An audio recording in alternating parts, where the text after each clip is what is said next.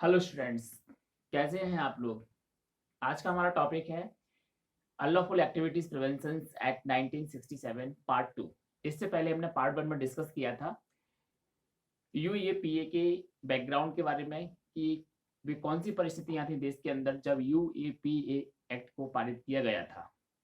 तो जैसा कि हमने बताया था अपने पार्ट 1 में कि 1962 में इंडो चाइना वार जब चल रहा था तो किस प्रकार से हमारे देश में लोगों के द्वारा डोमेस्टिक क्राइसिस को उत्पन्न किया जा रहा था, यानी कि देश के टुकड़े करने की मांग की जा रही थी। सी.एन. अन्नादुरई तमिलनाडु के जो मुख्यमंत्री थे उनके द्वारा ये प्रस्ताव रखा गया था राज्यसभा में कि तमिलनाडु को भारत से पृथक कर एक अलग देश बना दिया जाए। तो आप समझ सकते हैं किस प्रकार की सिचुएशन देश में क्रिएट हो रही थी। तो उसको डील करने के लिए, उन एक्टिविटीज को डील करने के लिए पार्लियामेंट ने इस एक्ट को पारित किया था, जिसके लिए 16 अमेंडमेंट एक्ट 1963 लाया गया और उसके अंतर्गत ये इस एक्ट को पारित किया गया। तो फ्रेंड्स, पार्ट 1 में हमने इसके बारे में डिस्कस किया है। आज हम डिस्कस करेंगे एग्जाम के पॉइंट ऑफ व्यू से कि कॉम्पिटिटिव एग्जाम में, चाहे वह जुडिशियल का एग्जाम हो या फिर कोई अन्य हायर कॉम्पिटिटिव एग्जाम हो, तो इस प्रकार एग्जाम में इससे क्वेश्चंस बनते हैं और आते हैं। तो हम चलिए डिस्कस करते हैं आज के हमारे टॉपिक यूएपीए पार्ट सेकंड पर। यूएपीए जैसा कि आप देख पा रहे हैं कि इसे 30 दिसंबर 1967 को राष्ट्रपति महोदय की अनुमति प्राप्त होती है।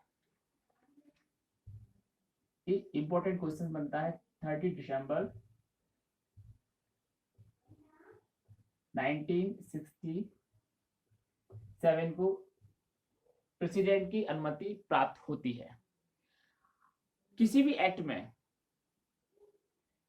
उसके उपबंधों पर जाने से पहले हमें उसकी उद्देशिका को देखना होता है। हर एक एक्ट में अपनी उद्देशिका होती है। उद्देशिका इसलिए एक्ट में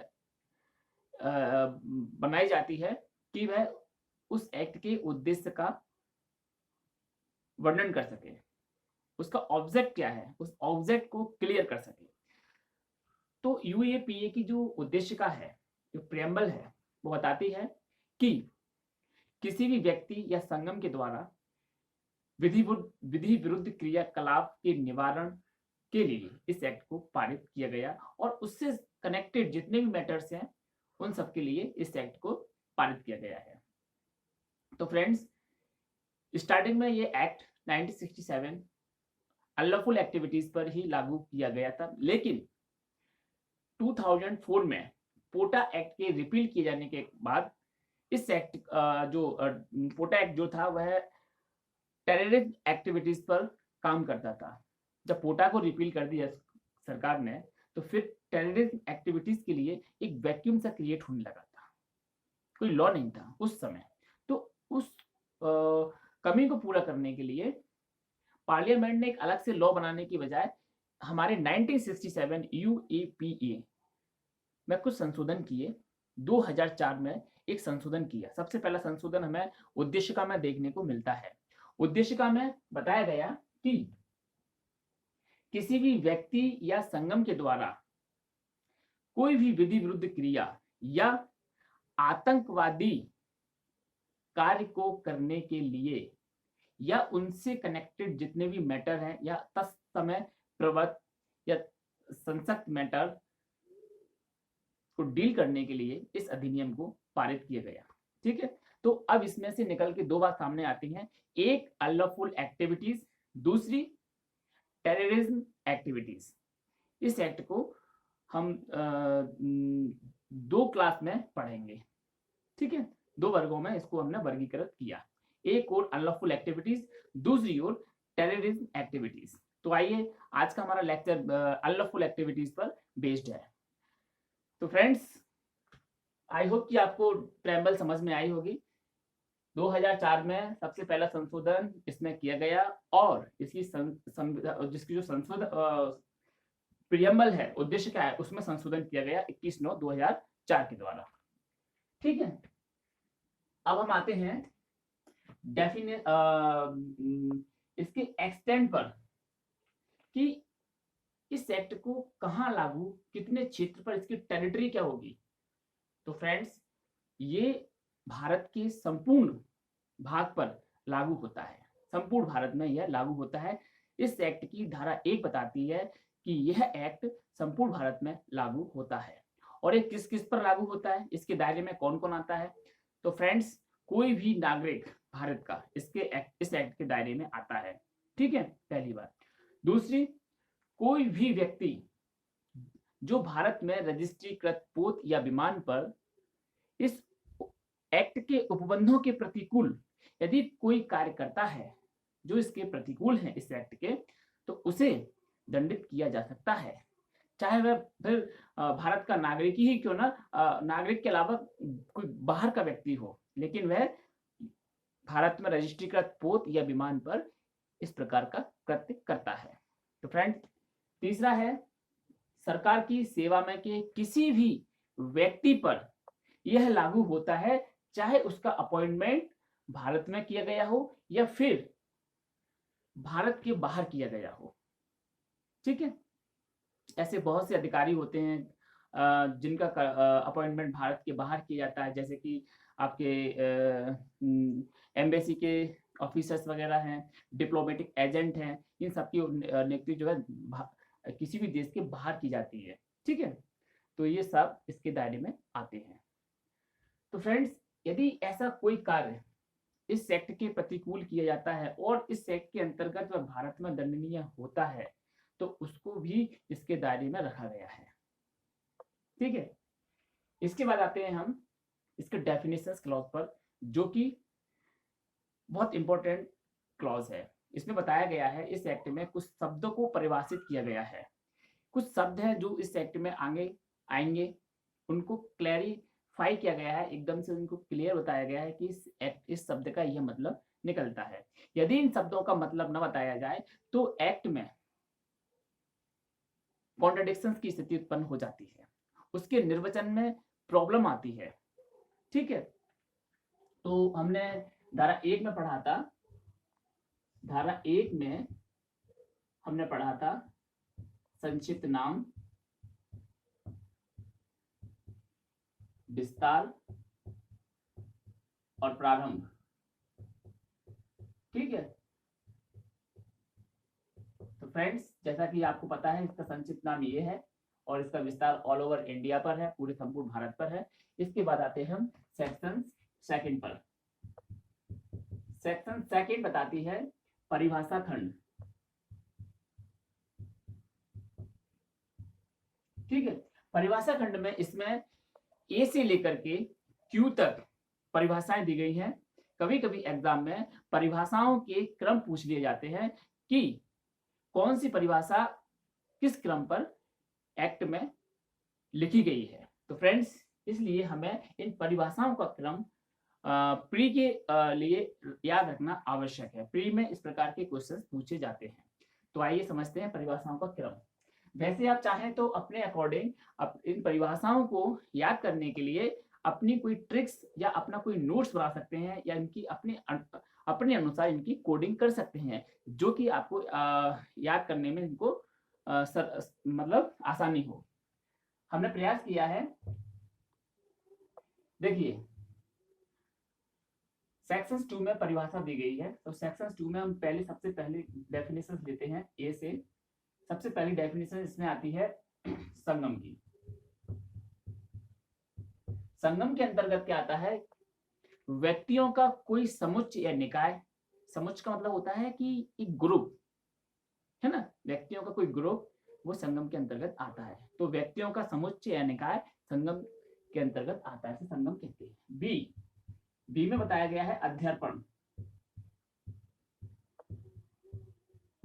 भारत की राज्य क्षेत्र का अध्यर्पण का मतलब क्या होता है, जब कोई व्यक्ति भारत के किसी भाग का अध्यर्पण का मतलब होता है कि जब कोई व्यक्ति भारत के किसी भाग के बारे में कोई विदेशी दावा ग्रहण करता है, उसे हम अध्यर्पण कहते हैं। किसी विदेशी दावे को ग्रहण करना अध्यर्पण की स्थिति कहलाती है, ठीक है। तो इस प्रकार प्रकार अध्यर्पण को बी में डिफाइन किया गया है। सी में आया है संहिता। संहिता के अंतर्गत जब हम क्रिमिनल सेक्शंस में बात करते हैं तो हमें दो संहिताएं देखने को मिलती हैं। एक है आईपीसी इंडियन पिनल कोड, दूसरी है CrPC code of criminal procedure. तो इन दोनों में से संहिता हो सकती है, लेकिन इसमें स्पष्ट तौर पर ये बताया गया है कि जहां कहीं इस अधिनियम में संहिता शब्द आए तो संहिता का तात्पर्य सीआरपीसी से लिया जाएगा। सीआरपीसी समझा जाएगा दंड प्रक्रिया संहिता 1973। संहिता के अंतर्गत सीआरपीसी। अब आता है हमारा डी। डी में क्या है? डी में बताया गया है न्यायालय। देखिए, वैसे तो न्यायालय की डेफिनेशन सीआरपीसी में भी है, लेकिन इसमें हम स्पेशल पढ़ेंगे। न्यायालय के अंतर्गत न्यायालय को समझने से पहले हमें एक चीज समझनी होगी कि 2008 में एक एक्ट आया था, NIA act, national investigation agency 2008। National investigation agency जब किसी अपराध पर इन्वेस्टिगेशन करती है तो वह अपनी रिपोर्ट या अपनी चालान, चार्जशीट जिसे हम कहते हैं, वो किस कोर्ट में सबमिट करती है ना, वो स्पेशल कोर्ट में सबमिट करती है। तो उसके लिए एक स्पेशल कोर्ट बनाया गया है। एनआईए एक्ट की धारा 11 में ये बताया गया है कि कौन सा कोर्ट स्पेशल कोर्ट होगा जो एनआईए की रिपोर्ट को लेगा। ठीक है, तो इसके लिए हम न्यायालय के अंतर्गत, वैसे तो 2008 से पहले जो न्यायालय का कंसेप्ट था वो ये था कि इस अधिनियम के उपबंधों के प्रतिकूल यदि कोई व्यक्ति कुछ कार्य करता है तो उसका विचारण अधिकारता रखने वाले दंड न्यायालय के संहिता के अंतर्गत सीआरपीसी हो गई, तो सीआरपीसी के अंतर्गत दंड न्यायालय का वर्ग करेगा। ठीक है, अब इसमें सीआरपीसी के अंतर्गत इसमें दंड न्यायालय का वर्ग क्या होता था? Court of session. Court of session को इसमें पावर दी गई थी, कोर्ट ऑफ सेशन। ठीक है, court of session additional district जज इसकी सुनवाई करते थे। लेकिन 2008 के एनआईए एक्ट के पारित होने के बाद अब ये स्थिति बदल गई है। इस एक्ट के प्रतिकूल कोई कार्य किया जाता है तो उसका विचारण, उसकी ट्रायल 2000 एक्ट के स्पेशल कोर्ट के द्वारा की जाएगी। धारा 11 में इसको बताया गया है। ठीक है, एनआईए एक्ट 2000,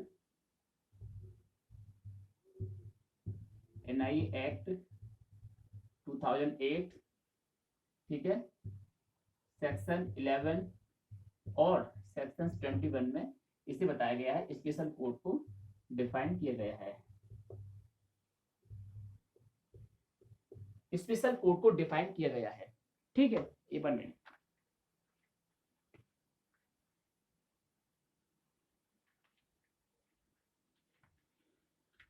तो फ्रेंड्स, इसमें सेक्शन 11 और सेक्शन 21 में स्पेशल कोर्ट को बताया गया है। ठीक है, इसके बाद आते हैं हम ई पर। ई में बताया गया है अभिहित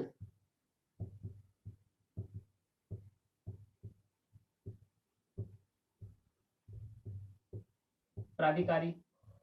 इसमें अभिहित प्राधिकारी का मतलब होता है डेजिग्नेटेड अथॉरिटी। या तो केंद्र सरकार अपॉइंट करेगी या फिर राज्य सरकार अपॉइंट करेगी। अब दो कंडीशंस आती हैं। ठीक है, अगर डेजिग्नेटेड अथॉरिटी को केंद्रीय सरकार अपॉइंट करती है तो उस दशा में क्या होगा?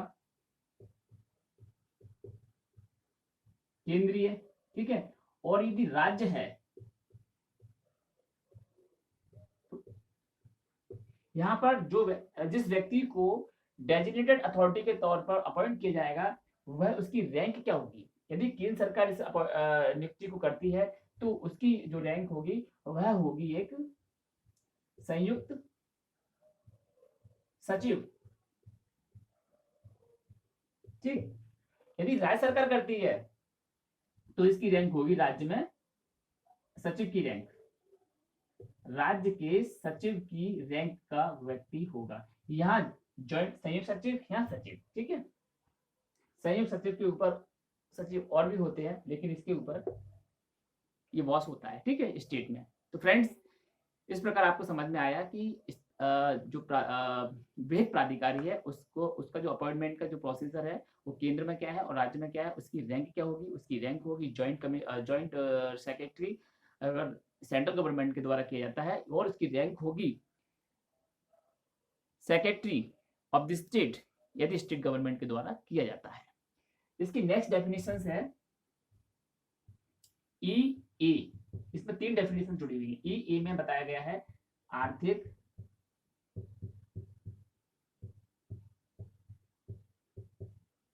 सुरक्षा। मुख्य रूप से हमें 5 डेफिनेशन को देखने को मिलती हैं, 1 2 3 4 5। ठीक है, 5 डेफिनेशन अपने को पहले 5 डेफिनेशन याद करनी है, उसके बाद में फिर हम नेक्स्ट डेफिनेशन पर आएंगे। पहली डेफिनेशन कौन सी थी? पहली डेफिनेशन संगम की थी, दूसरी अध्यर्पण की थी, तीसरी संहिता की थी, चौथी आपकी न्यायालय की थी, और 5वीं आपकी अवैध प्राधिकारी की थी। अब धीरे से हम 5वीं डेफिनेशन में 3 संशोधन करके ए बी सी जोड़ के 3 शब्द और जोड़ेंगे। ठीक है, इसमें हमने 3 वर्ड और जोड़ने हैं। ये जो हमारी डेफिनेशन थी ना अवैध प्राधिकारी की, इसके बाद में हमने इसमें हम जोड़ेंगे आर्थिक सुरक्षा। आप डायरेक्ट में देख सकते हैं आर्थिक सुरक्षा। ठीक है, ई बी में आप जोड़ेंगे आदेश, और ई सी में आप जोड़ेंगे व्यक्ति। ठीक है, थोड़ा इनके बारे में चर्चा कर लेते हैं। आर्थिक सुरक्षा के अंतर्गत क्या आता है? ई ए ई बी ई सी। ठीक है, ई तो वही रहेगा प्राधिकारी वाला, ई ए ई बी ई सी। ई ए में आर्थिक सुरक्षा को बताया गया है। आर्थिक सुरक्षा का मतलब है किसी देश की मौद्रिक या वित्तीय या राजकोषीय स्थिरता संबंधी सुरक्षा। ठीक है, इस पर कोई अटैक नहीं किया जाएगा। यदि अटैक किया जाता है तो वह आर्थिक सुरक्षा के अंतर्गत आ जाएगा।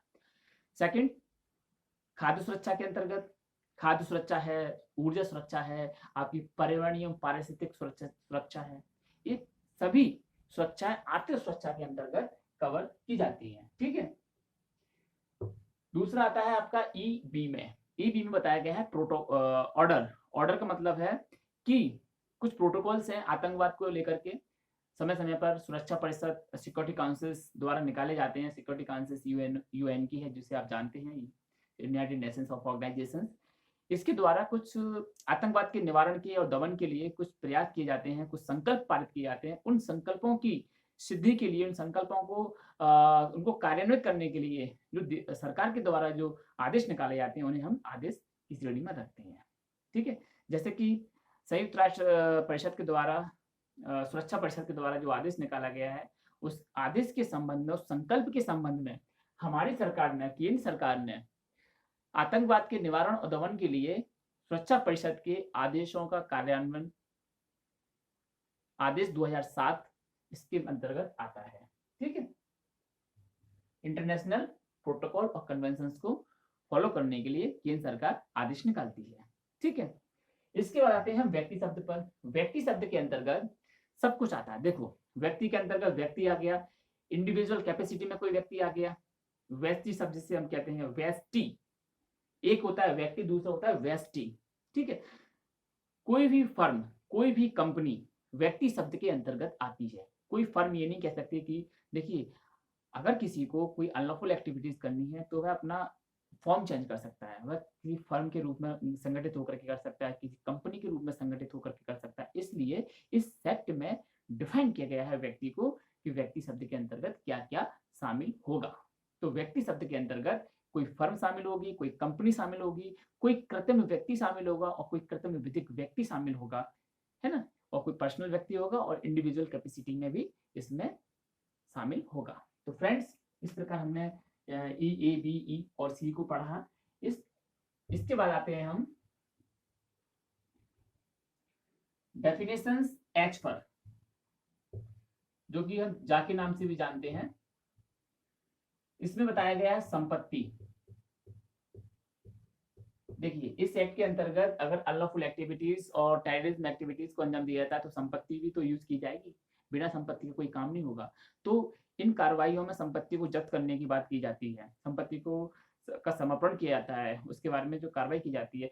तो संपत्ति क्या क्या होगा ये भी जानना आवश्यक है हमें कि संपत्ति के अंतर्गत क्या क्या हो सकता है। संपत्ति के अंतर्गत वे सभी चीजें आ सकती हैं जो संपत्तियां हैं, आस्तियां हैं, चाहे भौतिक हो, अभौतिक हो, मूर्त हो, अमूर्त हो, या जंगम हो या स्थावर हो, चल या अचल, किसी भी प्रकार की हो सकती है। और इसमें जैसा कि हमने सीपीसी में पढ़ा है कि संपत्ति शब्द के अंतर्गत क्या क्या आता है, और टीपी में पढ़ा है, हाँ, नेगोशिएबल इंस्ट्रूमेंट में भी पढ़ने को मिलता है, जगह जगह आपको अकॉर्डिंग टू एक्ट संपत्ति की डेफिनेशन देखने को मिलती है। तो इसमें बताया गया है कि संपत्ति शब्द के अंतर्गत संपत्ति और असेट्स, देखिए आस्तियां आती हैं, ठीक है, इसको प्रॉपर्टी और इसको असेट्स। तो फ्रेंड्स, इसके अंतर्गत आपका बंद पत्र आता है, आपके बैंक अकाउंट्स आते हैं, आपके शेयर्स आते हैं, है ना, और मनी ऑर्डर्स आते हैं, बहुत सी चीजें इसके अंतर्गत आती हैं। इसमें सब कुछ इंक्लूड किया गया है प्रॉपर्टी सबके, प्रॉपर्टी और असेट्स के अंतर्गत, ठीक है। इसके बाद हम आते हैं, आई होप कि आपको यहाँ तक समझ में आया होगा कि A B C D E और एच। एच आपको एक अलग से याद करना है, ठीक है, ये तो आपको सीक्वेंस क्रम से याद हो ही गई होंगी, ठीक है। अब आते हैं हम, एच तक हो गया एच आई, अब हम आते हैं जे पर। जे से स्टार्ट करते हैं, जे से क्यू तक जाएंगे डेफिनेशन के लिए।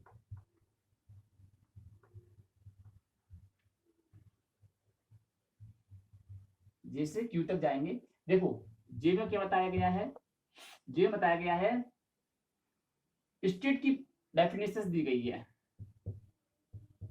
स्टेट, स्टेट के अंतर्गत क्या होता है, संघ राज्य क्षेत्र के संबंध में उसका प्रशासक अभिप्रेत होता है, इतना बताया गया है। जैसे स्टेट में मुख्यमंत्री होते हैं, वही संघ शासित क्षेत्रों में उसका प्रशासक अभिप्रेत होता है। और विशेष करके स्टेट की डेफिनेशन जो दी गई है वह जे में दी गई है। इसके बाद आते हैं हम के। देखिए इसके बाद के पर आते हैं। के में क्या दिया है, के में आपका आतंकवादी कार्य को बताया गया है। आतंकवादी कार्य क्या होता है, आतंकवादी कार्य,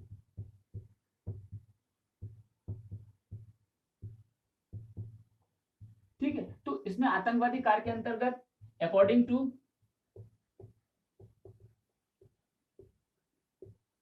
सेक्शन 15, ठीक है, in this act, according to धारा 15 में आतंकवादी का जो आतंकवाद के बारे में जो बातें बताई गई हैं, देखो परिभाषा तो आतंकवाद की कहीं नहीं बताई गई है, लेकिन कुछ कार्य बताए गए हैं जिन्हें हम आतंकवादी कार्य में सम्मिलित कर सकते हैं। और उन कार्यों को कहां डिफाइन किया गया है, उन कार्यों को सेक्शन 15 में डिफाइन किया गया है, इसी अधिनियम की में आगे हम पढ़ेंगे, ठीक है। तो आतंकवादी कार्य के अंतर्गत के में आतंकवादी कार्य। अब देखो के बाद आता है आपका एल। आतंकवादी कुछ 3-4 दो शब्द है वो एक साथ में आने हैं। अब आते हैं आतंकवादी गैंग पर, ठीक है। देखिए आपको कंफ्यूजन हो रहा होगा कि गैंग किसे कहेंगे, गैंग और संगठन एक जैसे हैं, कोई दोनों में 2 और मोर पर्सन रहते हैं, किसी भी संगठन में 2 और मोर पर्सन रहते हैं, गैंग में भी 2 और मोर पर्सन होते हैं, लेकिन इसमें अंतर है। आतंकवादी गैंग में आतंकवादी संगठन के अलावा, आतंकवादी संगठन किसे कहेंगे, जिसे सरकार ने आतंकवादी संगठन धारा 35 के अंतर्गत घोषित किया है और उसे इस अधिनियम की सूची 1 में स्थान दिया है, उसे हम आतंकवादी संगठन की श्रेणी में रखते हैं। लेकिन यदि किसी संगठन को आतंकवादी संगठन घोषित नहीं किया गया है और उसके सदस्य आतंकवादी गतिविधियां करते हैं, तो हम उसे फिर क्या कहेंगे, कैसे उसको डील करेंगे, तो तब उस स्थिति में हम आतंकवादी गैंग शब्द का सहारा लेंगे। अगर कोई आतंकवादी संगठन घोषित नहीं किया गया है तो उस समय हम आतंकवादी गैंग शब्द का सहारा लेंगे, ठीक है, आतंकवादी गैंग 2 और मोर, ठीक है। अब आते हैं हम एम पर। एम बताता है आतंकवादी संगठन।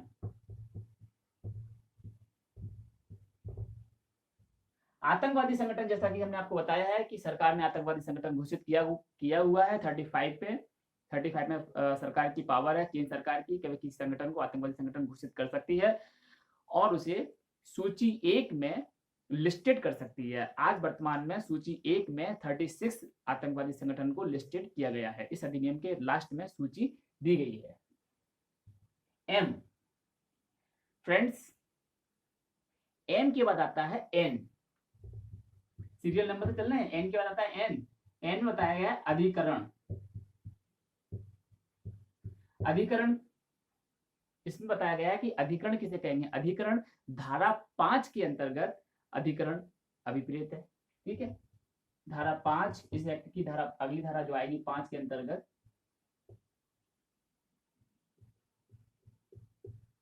ठीक है, अधिकरण हो गया। इसके बाद आते हैं हम ओ पर। M N O. ओ पर है हमारा विधि विरुद्ध क्रियाकलाप, जिस पर ये एक्ट बेस करता है, जिसके लिए इस एक्ट को बनाया गया था स्टार्टिंग में, तो वही विधि विरुद्ध क्रियाकलाप।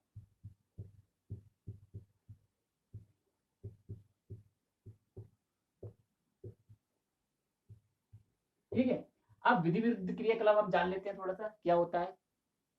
विधि विरुद्ध क्रियाकलाप और आतंकवादी क्रियाकलाप में थोड़ा अंतर है। ठीक है, लेकिन अंतर है।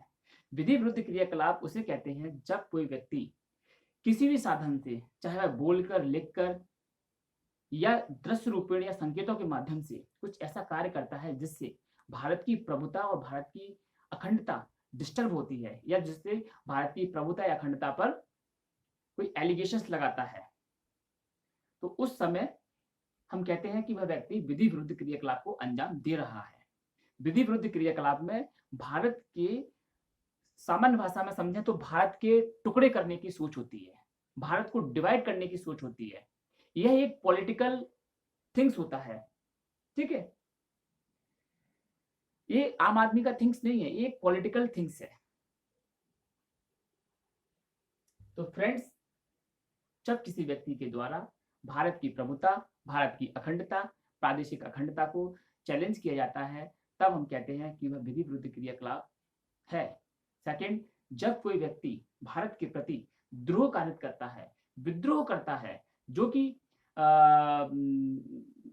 सेक्शन 124 जिसे बताया गया है, उसमें आईपीसी में बताया गया है, सेडिशंस, विद्रोह कार्य करना अपने देश के प्रति, तो यह भी एक विधि विरुद्ध क्रियाकलाप है।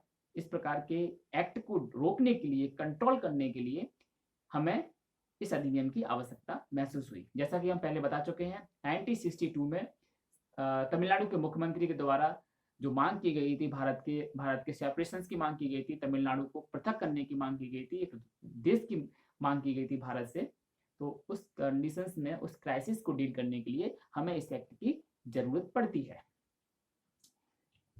फ्रेंड्स, इसके बाद किसी भी प्रकार से कोई भी ऐसा स्टेटमेंट जो भारत के खिलाफ हो, भारत की एकता के खिलाफ हो, भारत को तोड़ने वाला हो, उसको सहन नहीं किया जाएगा। उसे इस एक्ट के अंतर्गत पनिश किया जाएगा और इस एक्ट के अंतर्गत उसको डील किया जाएगा, उसको रोका जाएगा। ठीक है, इसका मेन पर्पस यही है, देश विरोधी गतिविधियों को रोकना इस एक्ट का मुख्य उद्देश्य है। ओ के बाद आते हैं हम पी पर। पी बताता है विधि विरुद्ध संगम। विधि विरुद्ध संगम, ये विधि विरुद्ध संगम क्या होता है? देखिए, विधि विरुद्ध संगम वह संगम होता है जिसका उद्देश्य कोई विधि विरुद्ध क्रियाकलाप करना होता है। वही संगम तो विधि विरुद्ध होगा जिसका उद्देश्य विधि विरुद्ध क्रियाकलाप करना है। या फिर इस एक्ट में स्पष्ट तौर पर यह मेंशन किया गया है, इसके खंड 2 में बताया गया है, खंड 1 में बताया गया है कि विधि विरुद्ध क्रियाकलाप होना चाहिए इसका, विधि विरुद्ध क्रियाकलाप। दूसरे खंड में बताया गया है कि भारतीय दंड संहिता की धारा 153 ए और 153 बी, भारतीय दंड संहिता की धारा 153 ए और 153 बी के अंतर्गत यदि कोई कार्य करता है, तब उसे कहा जाएगा कि वह विधि विरुद्ध क्रियाकलाप में इन्वॉल्व है और उस संगम को विधि विरुद्ध संगम कहा जाएगा। जैसे कि धारा 153 में बताया गया है कि कोई भी व्यक्ति या कोई भी संगम धर्म के आधार पर या जन्म स्थान के आधार पर या निवास स्थान के आधार पर लोगों के बीच शत्रुता का संप्रवर्तन करता है, लोगों के बीच घृणा और शत्रुता के विचार फैलाता है, उसे हम क्या कहते हैं? 153 में एक विधि विरुद्ध क्रियाकलाप कहते हैं। और लोगों के बीच जो फ्रेंडली इन्वायरमेंट है उसको डिस्टर्ब करता है, सौहार्द बने रहने पर प्रतिकूल प्रभाव डालता है। ठीक है, 153 बी में बताया गया है कि भारत की एकता और अखंडता पर प्रतिकूल प्रभाव डालने वाले लालछन 153 बी के अंतर्गत कवर किए गए हैं। यदि कोई व्यक्ति भारत की एकता पर, अखंडता पर कोई लालछन लगाता है या इस प्रकार का कोई स्टेटमेंट देता है जिससे कि इसकी अखंडता और एकता डिस्टर्ब होती है, तब भी कहा जाता है कि वह व्यक्ति या वह संगम विधि विरुद्ध क्रियाकलाप करता है। तो उस संगम को जो ये काम करता है उसे हम विधि विरुद्ध संगम की कैटेगरी में रखते हैं। इसके बाद हमारा जो लास्ट डेफिनेशन है वो लास्ट डेफिनेशन है हमारी, ओ हो गया, पी हो गया। अब आते हैं हम लास्ट उस पर क्यू पर। क्यू में बताया गया है वे शब्द और पद, वे शब्द जो इस अधिनियम में परिभाषित नहीं है। मान लिया जाए कुछ अधिनियम जब संसद द्वारा पारित किए जाते हैं तो कुछ शब्द ऐसे रह जाते हैं, छूट जाते हैं जो अधिनियम में परिभाषित नहीं किए गए हैं, लेकिन अब उस शब्द का मतलब क्या निकाला जाए। अगर इस अधिनियम में ऐसा कोई शब्द आता है जिसका अर्थ इस अधिनियम में परिभाषित नहीं किया गया है परिभाषा खंड में, तो उसका अर्थ क्या लगाया जाएगा? तो उसका अर्थ वही लगाया जाएगा जो उसका उस संहिता में अर्थ है, संहिता के अकॉर्डिंग टू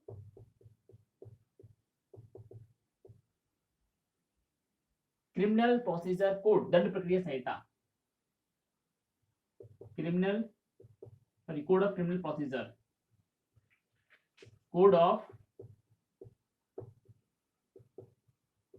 क्रिमिनल प्रोसीजर 1973। ठीक है, इसका अर्थ ये लगाया जाए 1973 के अकॉर्डिंग। फ्रेंड्स, ये हमारा डेफिनेशन क्लॉज होगा। अब हम आते हैं क्विकली इसके चैप्टर 2 पर।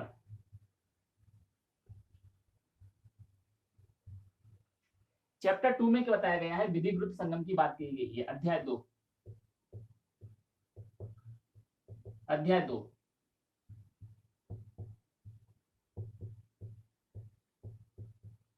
विधि विरुद्ध संगम।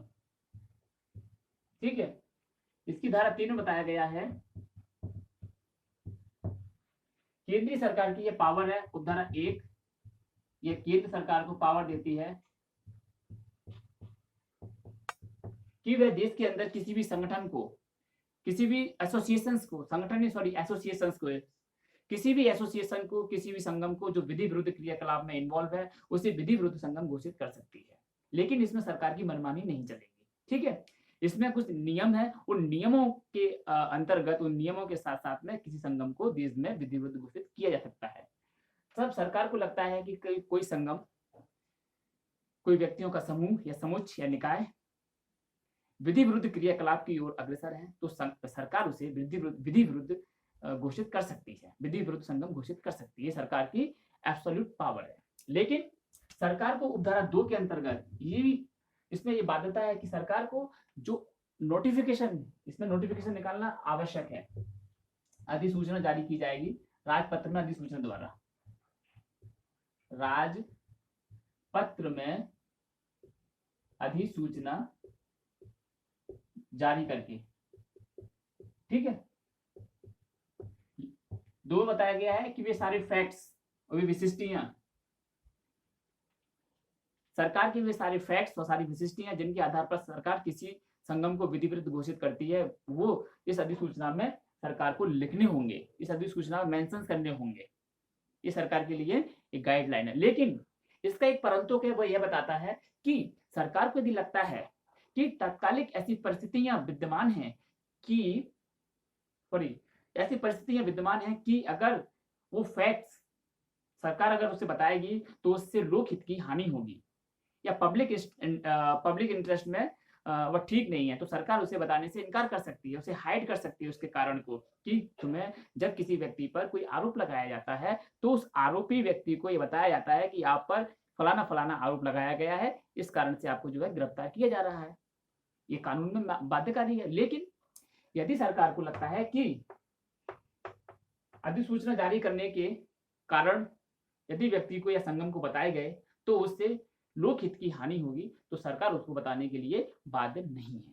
ठीक है, इसकी उपधारा 3 ये बताती है कि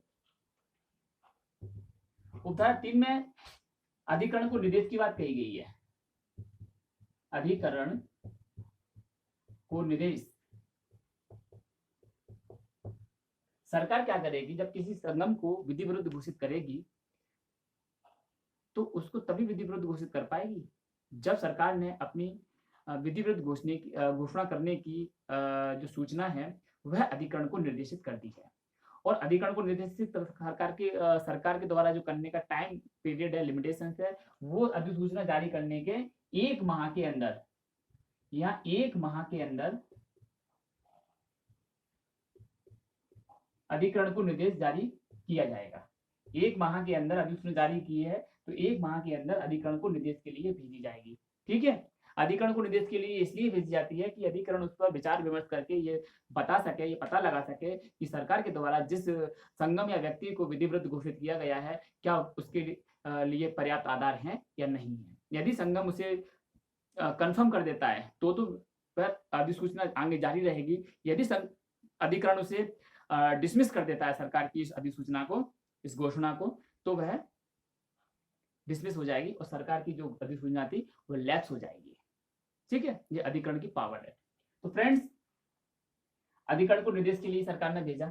अब अधिकरण को जब निर्देश के लिए जाएगा तो अधिकरण क्या करेगा? अधिकरण जिस व्यक्ति और संगम को विधि विरुद्ध घोषित किया जा रहा है उस संगम या उस व्यक्ति पर एक सूचना तामील करेगा, और ये सूचना तामील जो की जाएगी वह संहिता के अनुसार जो समन्स की सूचना तामील करने के जो तरीके हैं, जो नियम हैं, वह लागू होंगे। जैसे कि आपने सीआरपीसी की चैप्टर 6 में पढ़ा होगा, समन्स जारी किए जाते हैं और वारंट इशू किए जाते हैं बुलाने के लिए। लेकिन यहाँ वारंट वाली प्रोसेस काम नहीं आएगी, यहाँ समन वाली प्रोसेस काम आएगी। यहाँ समन जारी करना है, ठीक है, समन वाली। तो जिस दिन उस पर सूचना तामील की जाती है संगम पर, तो संगम को सूचना तामील करने से 1 माह का समय दिया जाएगा कि आप आइए और अपने बारे में अपना पक्ष रखिए कि क्यों ना आपको विधि विरुद्ध घोषित कर दिया जाए। ठीक है, तो फ्रेंड्स, इसमें सरकार के लिए एक और मैंडेटरी है कि सरकार जब किसी व्यक्ति के लिए कोई अधिसूचना जारी करती है विधि विरुद्ध होने की, तो उस अधिसूचना को उस राज्य में जहां पर कार्यालय स्थित है या जहां पर विधि विरुद्ध संगम काम करता है, उस राज्य के समाचार पत्र में अपनी इस आशय की घोषणा करनी होगी। ठीक है, पहला। दूसरा, और भी जो मोड ऑफ कम्युनिकेशंस है वो भी इस्तेमाल कर सकती है सरकार, जैसे कि उसके कार्यालय पर या उसके निवास स्थान पर या उसके मतलब जो सीपीसी में जो प्रोविजंस है, जब किसी व्यक्ति को कोई घोषणा की जाती है तो सहज स्थान पर लगाई जाती है उसके कार्यालय के, जिसको आसानी से लोग देख सकें कोई सूचना, कोई नोटिफिकेशन, या फिर उस स्थान में जहाँ पर वह निवास करता है या उस कार्यालय स्थित है उस कार्यालय में लाउड स्पीकर के माध्यम से अनाउंस करके। तो ठीक है, इसके बाद हम आते हैं, अधिकरण हो गया।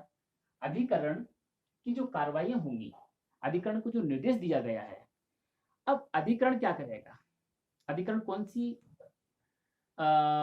इसमें कितने टाइम के अंदर अंदर अधिकरण को अपना फैसला देना होगा इस सूचना पर?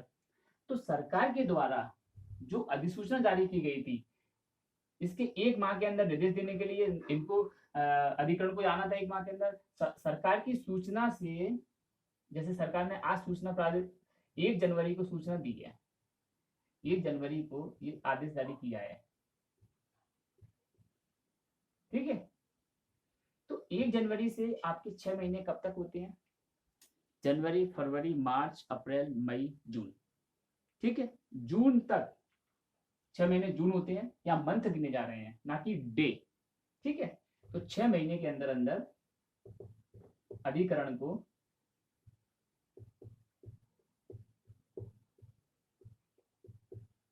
अपना निर्णय सुनाना होगा।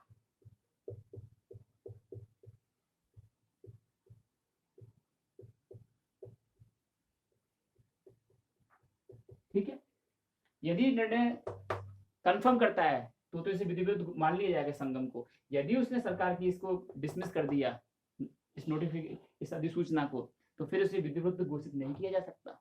ठीक है, अब आते हैं हम विधि विरुद्ध संगम के बाद आते हैं सेक्शन 5 पर, जो कि अधिकरण की बात करती है। सेक्शन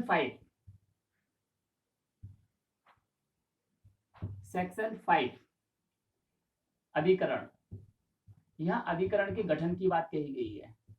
यह अधिकरण सिर्फ इस विषय पर ही काम करेगा और किसी विषय पर नहीं। ठीक है, इसके अकॉर्डिंग इसमें बताया गया एक अध्यक्ष होगा, सिर्फ एक अध्यक्ष होगा, इसमें एक अध्यक्ष होगा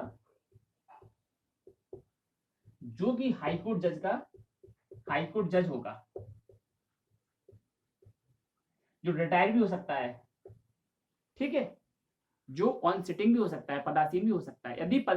यदि पदासीन है कोई जज, तो अधिकरण का अध्यक्ष नियुक्त करने के लिए केंद्र सरकार के लिए यह मैंडेटरी और कंपलसरी है कि वह पदासीन जज की स्थिति में संबंधित उच्च न्यायालय के मुख्य न्यायमूर्ति से परामर्श करे, और यदि वह पदासीन नहीं है, रिटायर है, तो उस दशा में परामर्श की आवश्यकता नहीं रह जाती है। लेकिन अधिकरण का अध्यक्ष वही व्यक्ति होगा जो हाईकोर्ट का जज है। ठीक है, इससे पहले वाले वीडियो में हमने बताया था कि हाईकोर्ट की जज की पात्रता रखने वाला व्यक्ति ट्रिब्यूनल का अध्यक्ष होगा, लेकिन उसमें थोड़ी सी मिस्टेक हो गई थी। इसमें जो है हाईकोर्ट जज जी ही होगा पात्रता रखने वाला। पात्रता तो किसी वकील के पास भी होती है हाईकोर्ट जज की पात्रता बनने की, लेकिन नहीं, इसमें पर्टिकुलरली हाईकोर्ट जज को ही बताया गया है। ठीक है, नहीं तो आपका वोटिंग में प्रश्न गलत हो जाएगा अगर आपने पात्रता को टिक किया तो। हाईकोर्ट जज पदासीन और रिटायर दोनों ही कंडीशन में। ठीक है, एक अध्यक्ष और कोई सदस्य नहीं इसमें। ठीक है, इसके बाद हम आते हैं अधिकरण। ये हमारा अधिकरण हो गया। अधिकरण को अपनी प्रक्रिया स्वयं विनियमित करने की शक्ति होगी, यानी कि अधिकरण अपने अनुसार बैठक कर सकता है, किसी भी स्थान पर बैठक कर सकता है। ठीक है, सरकार अधिकरण के लिए कर्मचारी जो एम्प्लॉय हैं, काम करने वाले बाबू क्लर्क वगैरह है ना, इन सबको उपलब्ध करवाएगी। और अधिकरण के जो वेतन होगा, जो खर्चे होंगे, वो काय पर डिपेंड करेंगे? भारत की संचित निधि पर। अधिकरण के खर्चे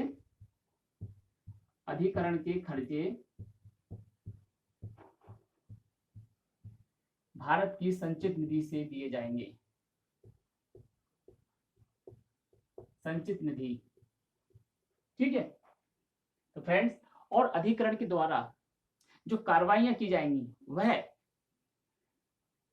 सिविल प्रोसीजर कोड के अंतर्गत की जाएंगी, और अधिकरण को एक सिविल न्यायालय के रूप में देखा जाएगा। फ्रेंड्स, सिविल प्रोसीजर को फॉलो करेगा और सिविल न्यायालय की से मतलब इसको जो पोजीशन मिली हुई है। ठीक है, इसके बाद हम आते हैं सेक्शन 6 पर। सेक्शन 6 हमें बताती है, सेक्शन 6 में बताया गया है कि अधिसूचना के प्रवृत्त रहने और उसे रद्द करने की बात कही गई है। ठीक है, अधिसूचना की लिमिटेशन क्या होगी? मान लिया जाए यदि कोई सरकार ने अधिसूचना धारा 3 की उपधारा 3 के अंतर्गत निकाली है और वह कंफर्म कर दी है, अधिकरण के द्वारा कंफर्म कर दी है उस अधिसूचना को, तो उस अधिसूचना की डेट कितनी हो, मतलब उसकी लिमिटेशन कितनी होगी? अधिसूचना के जारी किए जाने से अधिसूचना 5 वर्ष तक, कितनी वर्ष तक? 5 वर्ष तक प्रभावी होगी। आपको याद रखना है, 5 वर्ष तक प्रभावी होगी। लेकिन सरकार के लिए एक छूट है कि वह जब चाहे तब, ये सरकार की पावर है, केंद्र सरकार की पावर है कि सरकार जब चाहे तब अपने द्वारा की गई अधिसूचना को रद्द कर सकती है, उसे वापस ले सकती है। चाहे अधिसूचना अधिकरण के द्वारा कंफर्म कर दी गई है, अगर मान लिया जाए कोई अधिसूचना अधिकरण के द्वारा कंफर्म कर दी गई है, तो उस स्थिति में भी सरकार उस प्रवृत्त अधिसूचना को, उस प्रवृत्त घोषणा को रिवॉक कर सकती है, वापस ले सकती है, कभी भी किसी भी समय। ये एब्सोल्यूट पावर सरकार को दी गई है। सेक्शन 6। ठीक, इसके बाद आते हैं हम सेक्शन 7 पर। सेक्शन 7 बताती है कि अब ये थोड़ा सा हटके चलेगा इसमें, है ना, ये थोड़ा हटके चलेगा। सेक्शन 7 बताती है, सेक्शन 7 निधि के संबंध में बात करती है। विधि विरुद्ध क्रियाकलाप से में जो निधि उपयोग की जाती है उस निधि के बारे में सेक्शन 7 बात करती है फ्रेंड्स।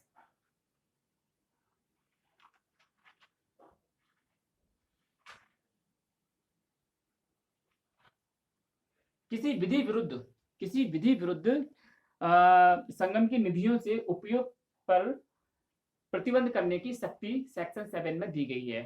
सरकार इसमें एक प्रतिषेधात्मक आदेश निकालती है कि यदि किसी संगम को विधि विरुद्ध घोषित कर दिया गया है तो उस दशा में सरकार एक आदेश निकालेगी जिसे हम प्रतिषेधात्मक आदेश बोलेंगे। यह आदेश इस बात का होगा कि यदि कोई व्यक्ति या संगम जिसे विधि विरुद्ध घोषित किया गया है वह अपनी संपत्ति का व्ययन या ट्रांसफर सरकार की पूर्व अनुमति से ही करेगा, अन्यथा नहीं करेगा। ठीक है, सरकार की पूर्व अनुमति से करेगा, अन्यथा नहीं करेगा, इसमें ही बताया गया है।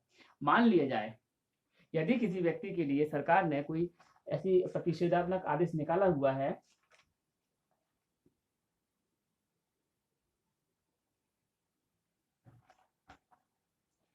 और केंद्र सरकार को केंद्र सरकार के पास एक और शक्ति है, केंद्र सरकार अपने किसी भी ऑफिसर्स को, जो राजपत्रित ऑफिसर्स होगा, राजपत्रित सेकंड ग्रेड से नीचे का नहीं होगा, राजपत्रित से गजेस्टेड ऑफिसर से, उसे इसलिए इंडोर्स कर सकती है, प्रष्ठांकित कर सकती है कि वह संबंधित जगह पर जाए और उस निधि के बारे में इसे प्राधिकार दे सकती है कि वह उसके बारे में जांच करे और उस स्थान पर जाए जहां पर ऐसी निधियां पर मौजूद है और अमाउंट्स की जांच करे इन्वेस्टिगेशंस के लिए। लेकिन ये जो पावर दी जाएगी सरकार के द्वारा, यह एक राजपत्रित अधिकारी को दी जाएगी। अब मान लिया जाता है कि सरकार के इस प्रतिषेधात्मक आदेश से ऐसा कोई व्यक्ति व्यथित है या परेशान है जो कि इसमें इन्वॉल्व नहीं है, कोई दूसरा व्यक्ति है, कोई व्यथित व्यक्ति है, तो उसके लिए फिर क्या किया जाए? वो तो बेचारा वैसे ही मारा जाएगा, उसका कोई इंटरेस्ट है उसमें प्रॉपर्टी में, तो वो तो वैसे ही मारा जाएगा। तो उसके लिए एक और प्रावधान इसमें बताया गया है, वह यह है कि जो व्यथित व्यक्ति, सरकार के धारा 7 के अधीन निकाले गए प्रतिषेधात्मक आदेश से जो व्यक्ति दुखी है, व्यथित है, परेशान है, वह संबंधित जिला न्यायालय में जाकर के अपनी अर्जी यानी कि अपना आवेदन दाखिल कर सकता है विद इन 15 डेज। इसमें जो लिमिटेशन है 15 दिन के अंदर अंदर व्यथित व्यक्ति 15 दिन के अंदर जिला न्यायालय में आवेदन दे सकेगा। जिला न्यायालय में आवेदन दे सकेगा तो जिला न्यायालय का जो विनिश्चय होगा इस मैटर पर अंतिम होगा, उसको फिर चैलेंज नहीं किया जाएगा। ठीक है, ये इसके लिए एक अच्छी बात है इस एक्ट में। यदि कोई व्यक्ति सरकार के आदेश से व्यथित है, दुखी है, परेशान है, हैरान है, तो उसके लिए जिला न्यायालय में जाने का एक रास्ता खुला हुआ है। उसकी लिमिटेशन कितनी है? 15। ठीक है फ्रेंड्स, ये जिला न्यायालय कौन सा होगा? देखिए, संपत्ति वाला मामला है, इसलिए यह न्यायालय वह होगा जहां पर व्यथित व्यक्ति, परेशान व्यक्ति निवास करता है या कारोबार करता है ना, वो स्थान हो सकता है। लेकिन इसके विपरीत धारा 8 में जो ऑर्डर किया जाता है अधिसूचित स्थान के संबंध में, अधिसूचित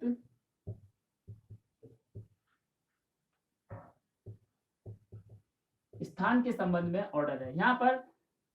यहाँ पर जो ऑर्डर किया गया है वह संपत्ति के संबंध में, निधि के संबंध में है, निधि के संबंध में ऑर्डर किया गया है। यहाँ पर जो ऑर्डर किया जाता है वह स्थान के संबंध में किया जाता है धारा 8 में। दोनों की पनिशमेंट अलग है, इसकी पनिशमेंट धारा 11 में है, इसकी पनिशमेंट धारा 12 में है। ठीक है, इसकी पनिशमेंट धारा 11 में कितनी है और 12 में कितनी है? 12 में 1 ईयर है और इसमें 3 ईयर है।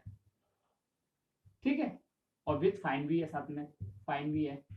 तो फ्रेंड्स, अधिसूचित स्थान के संबंध में यदि सरकार के द्वारा कोई प्रतिषेधात्मक आदेश किया गया है, मान लिया सरकार ने किसी संगम को विधि विरुद्ध घोषित किया है और उस स्थान को भी सरकार प्रतिषेधात्मक आदेश के द्वारा लॉक कर सकती है कि कोई व्यक्ति अब इसके अंतर्गत सरकार के आदेश के अनुसार ही जाएगा या आएगा। तो उस कंडीशंस में क्या करेंगे? उस कंडीशंस में जब कोई प्रतिषेधात्मक आदेश स्थान के संबंध में किया जाता है तो उस जिले का जिला जिलाधीश यानी कि डीएम डिस्ट्रिक्ट मजिस्ट्रेट के लिए ये मैंडेटरी है कि वह उस अधिसूचित स्थान पर जाए और जाकर के दो सम्मानित व्यक्तियों की उपस्थिति में, या साक्षी जिसको हम बोल सकते हैं, दो सम्मानित व्यक्तियों की उपस्थिति में उस स्थान पर पाए गए सभी संपत्तियों की वस्तुओं की एक सूची, एक लिस्ट बनाएगा, जिनकी उपस्थिति में डीएम बनाएगा या फिर डीएम के आदेश के अंतर्गत उसका कोई अधीनस्थ कर्मचारी, अधीनस्थ ऑफिसर्स, ठीक है, सबऑर्डिनेट ऑफिसर्स, तो डीएम, ठीक है, इसमें दो व्यक्ति होंगे, 2 पर्सन की उपस्थिति में ये लिस्ट तैयार की जाएगी, एक लिस्ट तैयार की जाएगी, ठीक है। इस लिस्ट में क्या क्या लिखा जाएगा, उस स्थान में पाए जाने वाले सामान की एक लिस्ट बनाई जाएगी जो सरकार के द्वारा अधिसूचित किया गया है।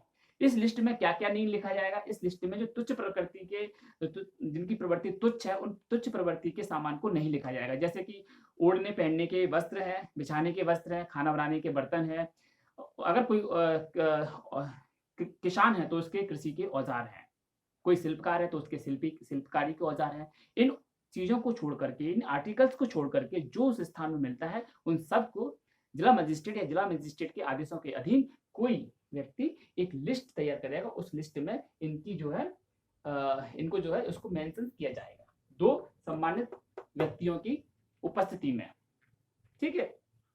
अगर मान लिया जाए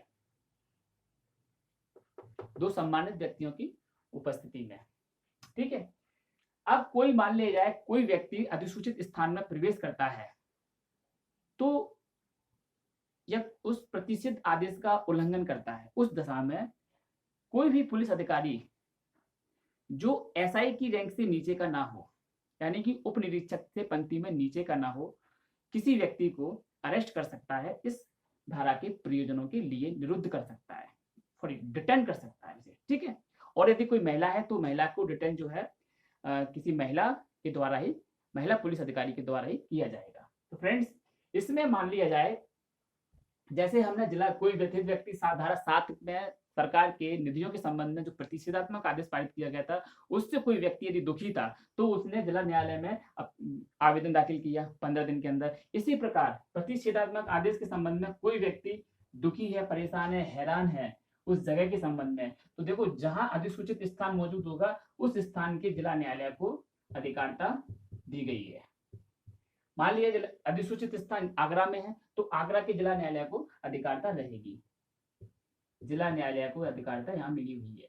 लेकिन यहाँ अधिकारिता निश्चित नहीं है, यहाँ निधि है, निधि कहीं पर भी हो सकती है, निधि कहीं पर भी हो सकती है और व्यक्ति भी कहीं पर भी हो सकता है, लेकिन अधिसूचित स्थान फिक्स स्थान होता है जहां विषय वस्तु स्थित होती है, वहीं पर जो है जिला न्यायालय इसमें कार्रवाई करेगा। और इसमें कोई व्यथित व्यक्ति या परेशान है सरकार के आदेश से तो वह यहाँ 15 दिन में लिमिटेशन थी, यहाँ 30 दिन में जो है आवेदन 30 दिन में आवेदन दे सकेगा, मतलब अपनी सफाई दे सकेगा, अपने बारे में बता सकेगा कि ये जो ऑर्डर किया गया है गलत है। अगर वो न्यायालय को सेटिस्फाई कर देता है, न्यायालय को अगर कंसीडर करने में सफल हो जाता है तो न्यायालय उसको जो है सरकार के ऑर्डर को उलट भी सकता है उस व्यक्ति के संबंध में जो एग्रीव्ड है, जो परेशान है, हैरान है, दुखी है, ठीक है। तो और इस प्रकार जैसे न्यायालय का विनिश्चय अंतिम यहाँ पर भी था तो न्यायालय का विनिश्चय अंतिम यहाँ पर भी है।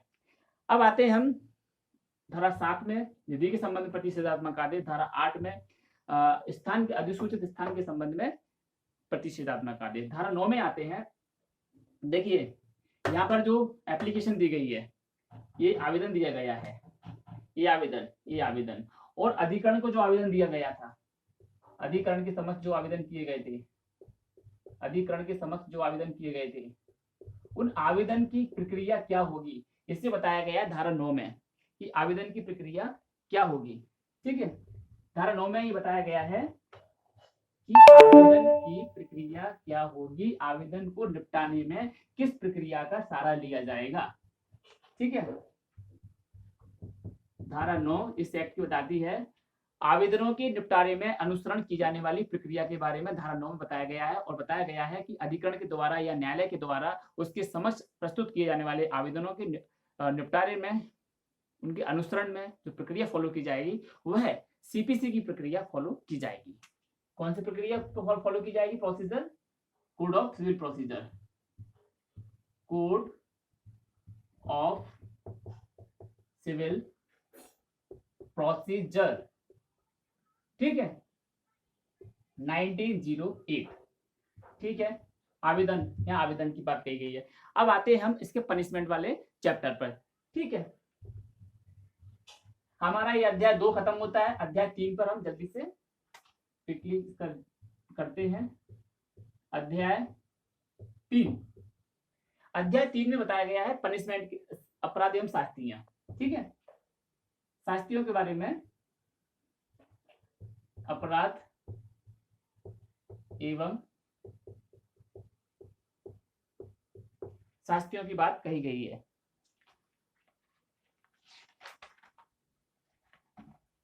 धारा 3 में अपराध एवं शास्तियों की बात कही गई है। इसमें धारा 10 में ये बताया गया है कि जो कोई व्यक्ति विधि विरुद्ध संगम का सदस्य होगा वह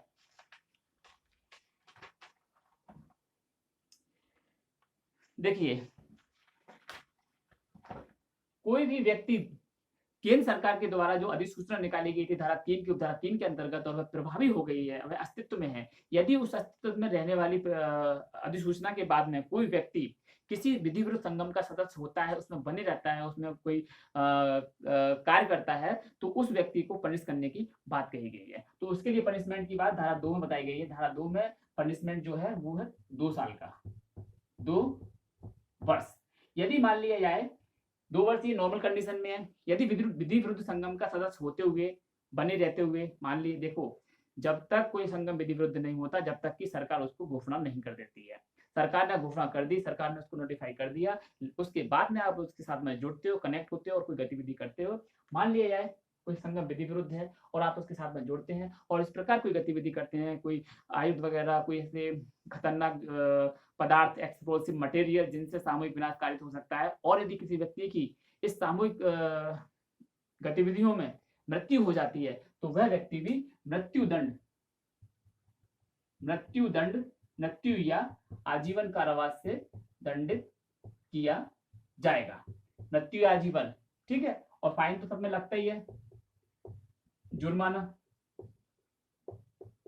और किसी अन्य दशा में, मान लिया जाए आपने अगर ऐसा कोई कृत्य किया है, सामूहिक विनाश वाला कोई कृत्य किया है, एक्सप्लोसिव मटेरियल आपके पास पाया गया है ना, तो इस कंडीशंस में, कोई पोजीशंस में आपके में कोई चीज, कोई आर्टिकल्स है, उस कंडीशंस में जो है आपकी जो पनिशमेंट होगी वो कम से कम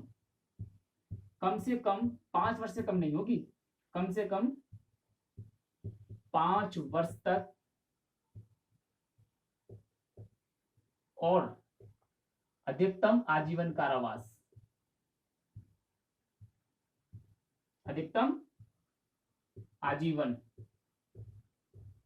ठीक। ये धारा 10 में बताया गया है विधि विरुद्ध संगम का सदस्य होने के लिए, और सदस्य होने के लिए 2 वर्ष की सजा है, और यदि कोई कार्रवाई की जाती है तो उसमें, या कोई ऐसा कोई वेपन्स है ना, या फिर कोई ऐसा एक्सप्लोसिव मटेरियल है आपके कब्जे में मिलता है, पाया जाता है, कोई वस्तु है, तो उस दशा में जो है अधिकतम कम से कम 5 वर्ष और अधिकतम आजीवन कारावास। और यदि इस केस में किसी की मृत्यु हो जाती है तो सबसे पहला दंड दिया जाएगा, वह मृत्यु दंड होगा, और जज पर डिपेंड करेगा कि उसको आजीवन कारावास भी दे सकता है। तो फ्रेंड्स, धारा 10, धारा 11 में बताया गया है, जैसा कि हम पहले बता चुके हैं, धारा 11 में धारा 7 की पनिशमेंट है। मान लिया जाए धारा 11 में धारा 7 की पनिशमेंट है, धारा 7 की पनिशमेंट है। 7 में निधि के संबंध में जो प्रतिषेधात्मक आदेश पारित किया था ना सरकार ने, उस आदेश के उल्लंघन में यदि कोई व्यक्ति कार्य करता है तो उसको दंडित क्या किया जाएगा? धारा 7 के आदेश के उल्लंघन में कोई कार्य करता है उसे दंडित किया जाएगा धारा 11 में, ठीक है। धारा 11 में कितना दंड है? 3 वर्ष का, 3 वर्ष और जुर्माना। इसी प्रकार से हम धारा 12 पढ़ते हैं। धारा 12 में दंड है धारा 8 का, इसमें धारा 11 में धारा 7 का दंड था, धारा 8 का मान लिया जाए सरकार ने धारा 8 के अंतर्गत कोई अधिसूचित आदेश पारित किया था स्थान के संबंध में, किसी विधिवत संगम के लिए अधिसूचित स्थान के संबंध में किसी स्थान को अधिसूचित किया था और आदेश पारित किया था, उस समय यदि कोई व्यक्ति उस अधिसूचित आदेश का उल्लंघन करेगा तो उसे धारा 8 के उल्लंघन के लिए धारा 12 में पनिश किया जाएगा। धारा 12 में जो पनिशमेंट है वह है 1 वर्ष। ठीक, इसके बाद आते हैं हम विधि विरुद्ध क्रियाकलाप के लिए दंड। विधि विरुद्ध क्रियाकलाप के लिए जो दंड दिया गया है वह धारा 13 में बताया गया है फ्रेंड्स। यह इसका अंतिम दंड है, धारा 13। धारा 13 में विधि विरुद्ध क्रियाकलाप के लिए, विधि विरुद्ध क्रियाकलाप के लिए दंड, कितना दंड है? 7 वर्ष और जुर्माना। कोई व्यक्ति अगर विधि विरुद्ध क्रियाकलाप करता है, विधि विरुद्ध क्रियाकलाप क्या है, हमने आपको डेफिनेशन क्लॉज में बताया था कि कोई व्यक्ति भारत की प्रभुता या अखंडता के खिलाफ कोई काम करता है या भारत के प्रति द्रोह कारित करता है या इस प्रकार का कोई काम करता है जिससे कि भारत का कोई भाग भारत से अलग करने का कोई षड्यंत्र करता है, ये सारे काम विधि विरुद्ध क्रियाकलाप के अंतर्गत आते हैं। यदि कोई व्यक्ति ओ के अंतर्गत सेक्शन 2 खंड ओ के अंतर्गत विधि विरुद्ध क्रियाकलाप में आता है तो उसके लिए जुर्माना 7 वर्ष की जो है सजा है और जुर्माना है। फ्रेंड्स, इसकी अंतिम धारा है धारा 14। धारा 14 में ये बताया गया है कि अपराधों का संज्ञेय होना, अपराधों का संज्ञेय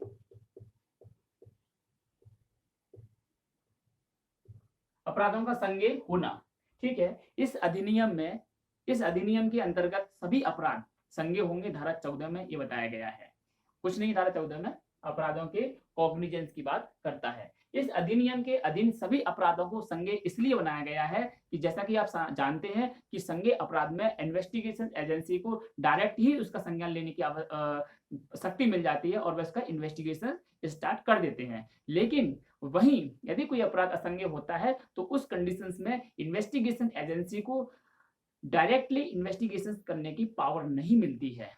तो इसलिए इस एक्ट में इन विधि विरुद्ध क्रियाकलापों को ध्यान में रखते हुए, टेररिज्म एक्टिविटीज को ध्यान में रखते हुए इस धारा को मेंशन किया गया है और इस धारा में बताया गया है कि इस अधिनियम के उपबंधों के प्रतिकूल कोई भी कार्य यदि किया जाता है जो दंडनीय है वह सभी संज्ञेय कैटेगरी के होंगे। तो फ्रेंड्स, हमने प्रयास किया है कि आपको इस एक्ट पर कॉम्पिटिशन के पॉइंट ऑफ व्यू से आपको इस लेक्चर को हमने प्रोवाइड किया है और उम्मीद करते हैं कि आपको ये लेक्चर समझ में आया होगा। हमारा वेट कीजिएगा, हम फिर से इस कड़ी में एक नया लेक्चर लेकर के आएंगे पार्ट 3 के नाम से, जिसमें हम बात करेंगे टेररिज्म एक्टिविटीज़ के बारे में। तो आज हमने बात की अनलॉफुल एक्टिविटीज़ के बारे में। तो फ्रेंड्स, यदि आपको ये लेक्चर हमारा अच्छा लगे तो प्लीज़ इसे लाइक करें, शेयर करें, सब्सक्राइब करें। Thank you very much.